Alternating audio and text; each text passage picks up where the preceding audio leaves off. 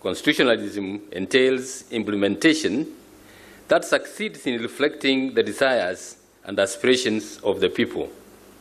Constitutionalism entails a vibrant implementation that positively affects and improves the reality of people's lives. State institutions, including the judiciary, were subjugated and subordinated to the executive.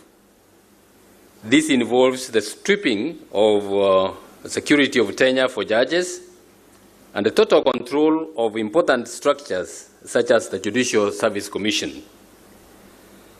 There was a crackdown on political dissent, which led to infringement of human rights and freedoms by security institutions. Laws that were used for colonial oppression were retained and others introduced to support the state's successes. It is also during this period that the country witnessed some of the monumental plunders of the country's resources through corruption and outright theft.